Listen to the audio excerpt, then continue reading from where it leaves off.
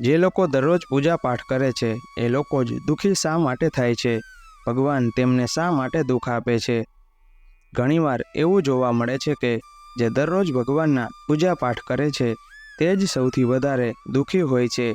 જો કે કોઈ નાસ્તિક વ્યક્તિ જે ભગવાનને ક્યારેય માનતો નથી, ક્યારેય પૂજા પાઠ કરતો નથી, ક્યારેય સંતોનો સંગ કરતો નથી, તે સૌથી વધારે સુખી જીવન જીવે છે। આ તમામ ચીજોને જોઈને ક્યારેક ક્યારેક તો એવું લાગે છે કે ભગવાન જ નથી અથવા તો ભગવાનનો ન્યાય જ ખોટો છે। આ કોઈ કહાની નથી, આવું દરેક લોકો સાથે થાય છે। તો ચાલો આજે હું તમને તેની પાછળનું કારણ જણાવી દઉં કે આખરે શા માટે ભગવાનને માનવાવાળો વ્યક્તિ સૌથી વધારે દુઃખી હોય છે। એક ગુરુના બે ચેલા હતા, બંને ભણવામાં વિદ્વાન હતા। બંનેમાં માત્ર એટલો જ ફરક હતો કે એક ભગવાનને માનવાવાળો હતો અને બીજો ભગવાનમાં ના માનવાવાળો નાસ્તિક હતો। એક એવો હતો કે જ્યાં ભગવાનની કથા થતી હતી, જ્યાં સત્સંગ થતો હતો, જ્યાં ભજન થતા હતા, ત્યાં દોડીને ચાલ્યો જતો હતો અને ભગવાનના પૂજા પાઠ કરવા લાગતો। બીજો શિષ્ય આ તમામ ચીજોથી ઘણો દૂર હતો।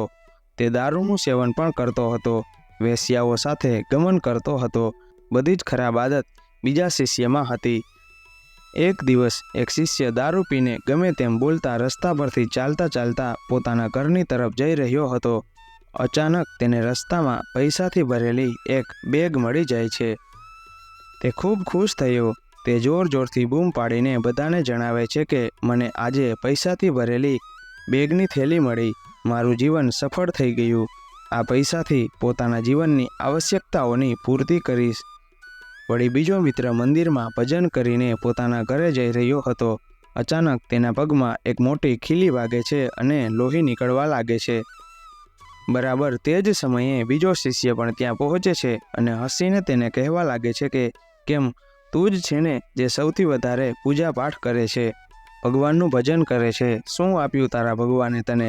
અને મને જો, હું ક્યારેય મંદિરે નથી ગયો ને કોઈ પણ સારું કામ નથી કર્યું, મારા ઘરમાં ભગવાનનું મંદિર પણ નથી, મેં ક્યારેય પોતાના ઘરમાં સત્યનારાયણની કથા નથી કરાવી, ભગવાનની સામે ક્યારેય માથું નથી ટેક્યું, છતાં પણ હું કેટલો સંપન્ન છું, અમીર છું, મારી પાસે પૈસાની કોઈ કમી નથી, સૌથી વધારે સુખી જીવન હું જીવી રહ્યો છું।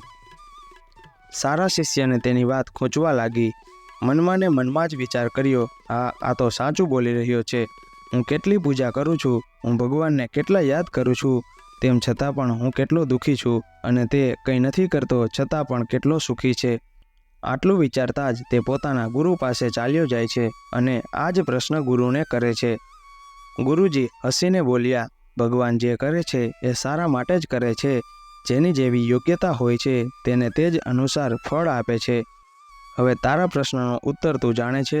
ભગવાને તારા પગમાં ખીલી શા માટે લગાડી અને તેને પૈસાથી ભરેલી બેગ શા માટે મળી? તો સાંભળ, તે ગયા જન્મમાં ઘણા પાપ કર્યા હતા, એટલા માટે આજે તારું મૃત્યુ થવાનું હતું, પરંતુ તું બચી ગયો કારણ કે તું મંદિરે ગયો હતો, તે ભગવાનની પૂજા કરી હતી। આ એક કારણ છે કે તારું મૃત્યુ ના થયું અને માત્ર તને એક ખીલી વાગી। હવે તારા મિત્રની વાત કરીએ। પૂર્વજન્મમાં તે એક સંત મહાપુરુષ હતો, એટલા માટે આજે તેનું નસીબ બદલવાનું હતું, કરોડોની સંપત્તિનો માલિક બનવાનો હતો, પરંતુ આ જન્મમાં તેણે કોઈ પણ સારું કામ નહોતું કર્યું, એટલા માટે પૂર્વજન્મના ફળ અનુસાર તેને થોડા જ પૈસા મળ્યા। જો કે તે અરબોની સંપત્તિનો માલિક બનવાનો હતો।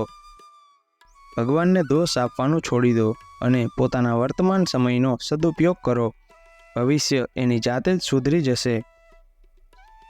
મિત્રો, જો આ વિડીયો તમને પસંદ આવ્યો હોય તો વિડીયોને એક લાઇક કરી ચેનલને સબસ્ક્રાઈબ કરી દેજો।